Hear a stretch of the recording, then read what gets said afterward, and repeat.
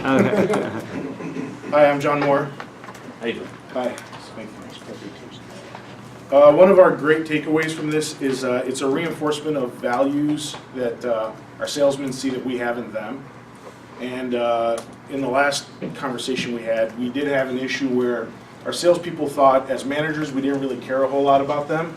Now they go to these classes and they see that we're involved in the training. We set up training schedules, and it's become kind of contagious to some extent where now they're a little bit more involved in the processes. The other great takeaway that came from this is we're all using the same language when we communicate with each other, even as managers and as salespeople. So it gets us get to the point a whole lot quicker, especially with the customer. We don't have to have these long explanations to our salespeople as to what's going on or what to do next. It's real simple. Did you sit down and talk to them? Did you drive them? Where's the drive slip? And they all know exactly what all those different things mean. And they all know how it affects us. We actually sit down and say, when you don't do a drive slip, we can't get the pencil ready for you ahead of time like we want to. So please do that. And then they start doing it. And now there's not this weird animosity between the salespeople and the managers, like, you know, this guy doesn't even do this, but he doesn't even know why to do it, so why are you getting mad at someone who doesn't know why they have to do certain things? That helped a lot. We had a meeting at the beginning, in the middle of last month, to plan out our training schedule, and the finance guys, to our surprise, said, hey, why aren't we on the schedule as well? And thought, wow, that's a great idea. Let's put you on the schedule. You guys want to train on sealants and stuff like that? I don't know. So we just kind of wung it and threw it out there. And it's really good because they're kind of getting involved in holding us as managers accountable. They're like, hey, did you do the training today? I'm like, no, let's get everyone in and let's get it done and let's do it real quick. And so they're helping out a whole lot. A really great thing happened to us yesterday because I was thinking about what can I talk about up here for so long.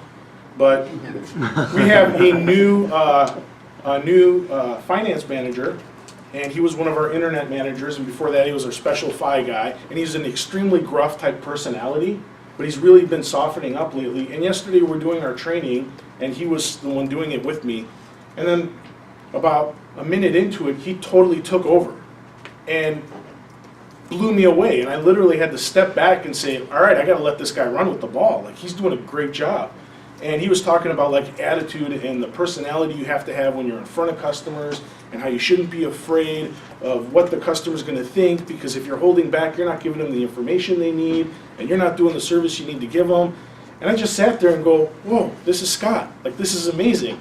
And I was genuinely blown away, and it kind of got me thinking. I'm like, we have a very diverse group of managers, and it's great to see everyone do everything a little bit differently.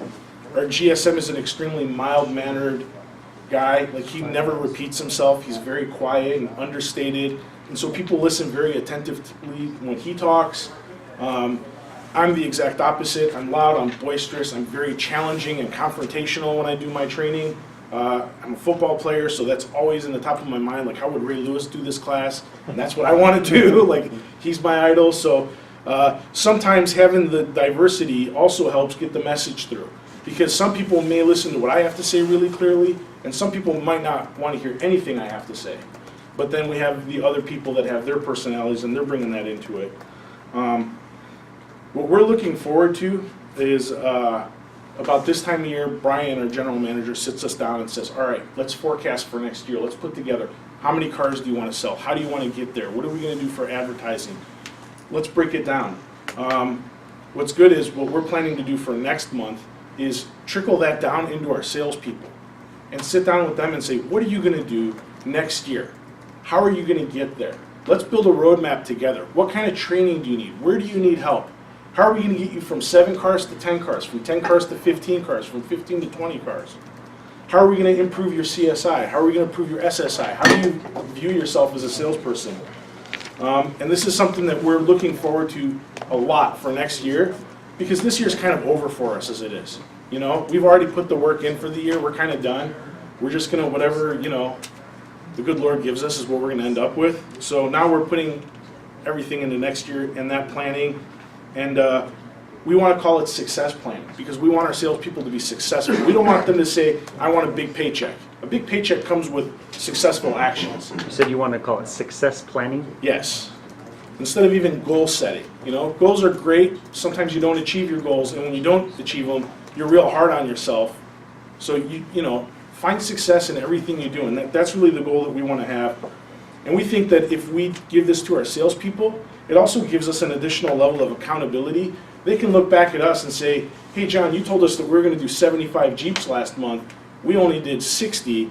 Why did that happen? You know, we did what we need to do. Did you miss something on your end? And then we can go and look at what we did. Hey, maybe we didn't price them right, or maybe we didn't have the right mix of inventory. And then we can move a little bit quicker to correct those actions. And that's something that we're really looking forward to. The challenges we have is sometimes we have our lost souls. A couple of guys that kind of go out of their way to always miss training. And then we have to sit there and do one-on-ones with them, or just kind of let them go. But it seems like those are the guys that are always coming back and frustrating us the most. So you guys had a good thing that we're going to take away from this meeting today is, I think we're just going to do our training every morning at 8:30 sharp. Yep. And we're going to just call them out in the meeting and say, what time do we start? 8:30? Great.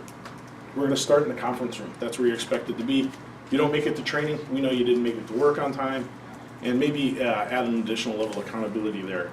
The other thing I wanted to hit on is we're really big on our finance presentations for our salespeople. It's a survival necessity in our store because Chrysler, Jeep, Dodge, Ram is absolutely ruthless in the way that we price our vehicles, the way that we sell our vehicles, and that is like our backstop. That's our last gate to get through. So it's really nice to see other managers here. Brian and I were laughing to ourselves that, you know, this was a survival strategy that we needed for the last 10 years of our career, and it's nice to see other people kind of noticing that that's an enormous opportunity for everyone, and a great place to actually get very happy customers. Last night we had a customer, we gave her the pencil with everything, and she goes, well, do you have any more stuff that I can buy? So my sales, Did you say just give that sheet? yeah, well, my salesman came back, and I'm like, well, why does she want more stuff? And she goes, well, I had my Mitsubishi for 10 years, and the thing's always breaking down. I don't want to deal with this ever again. I'm a single woman. I don't want to sit here and deal with this. I'd rather just pay for it up front, so that 10 years from now, I don't have a $100 Jeep, like I have a $100 Mitsubishi. And I don't want to sit there and have to trade it in because it won't pass the EQ. So that's what I got. So what else did you sell her? Everything we had to offer. And she was thrilled. And she put cash down to buy it all. Wow. She gave us $8,000 cash down so she could buy it all and only finance the car. Wow. I think that brings up a good point too. It's something that we've been trying to do. I personally speak on it probably more than anything is the word value. And I think that I try to get our salespeople to understand that if you can sell the back-end product, you can get the contracts, if you can get all the extras on those are always the happiest customers. It's the people that haggle, cash deals, don't want a damn thing on it. Those are the ones that give you bad service. So it's trying to just preaching the value in all of the stuff that we have to offer. I think it's a great point because, I mean, the people who buy everything don't complain and they love you for it. Well, our salesmen know that when they get their multitude of payments, that's built into the very first pencil every single time. And they don't want to be shocked when they're taking out the first pencil and shock the customer. So they start setting them up, almost from the greeting. Hey, how long do you plan on keeping your car? Oh my God, when we're ready to present you with numbers so you can make an educated decision, we're going to show you all the stuff that makes it enjoyable and makes it fun so that you love us. You have a great relationship with us because you're going to have a great relationship with us if you're properly protected. It does help. Any other questions? I have one, and this is maybe for everybody. So I think probably the very best way to train is to do it at 8:30 in the morning because everybody's there at that time. Needs a slow time. Needs the beginning of the day.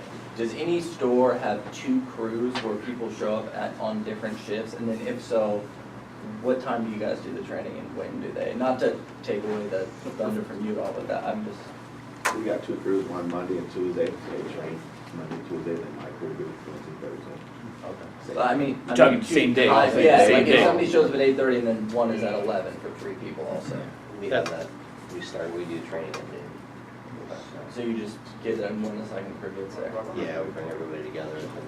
To answer that, what we do as South Vermont is we do have that as well. We have two crews. But what I've done is, like on Monday, I take the veterans so I can train them one way, and then on Tuesday, the ones that are fairly new, train another way, and then hopefully we get everybody in as a group so we can learn from both You guys have 2 classes. So, John, Good job. what happens to the people that don't show up at 8:30 in the morning for training? What's the consequence for not showing up for training? That's something we're gonna have to work on.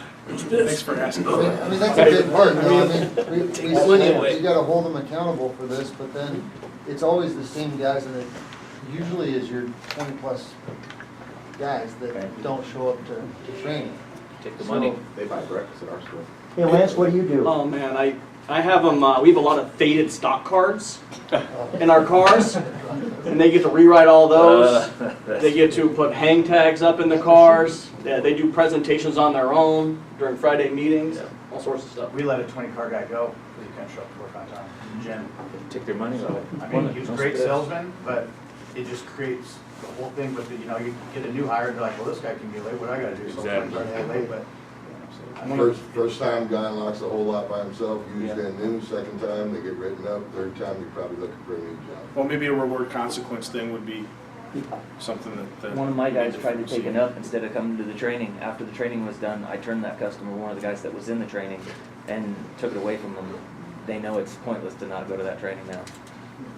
First person in our training gets the first up. So Yeah. as soon as they page for a salesperson on call, the first person that was there for training is the one that gets. Ooh, that's a great idea. That's a positive enforcement for it. I know a lot of at some of the training that who sits the closest to the exit door is who gets the up or the call. So you're saying that whoever is the first person to arrive for training, that's the one that's on the list for being able to take the first up or phone call? Yeah, That's a sometimes great they're there idea. before I am, so, you know, they'll hear the page, available sales at the front desk, and I have to look around, and they'll point to whoever was the first person in, so. I love that I like idea. that. That's good. Nice job, thank you. Thank you. Thank you. Go, Ray.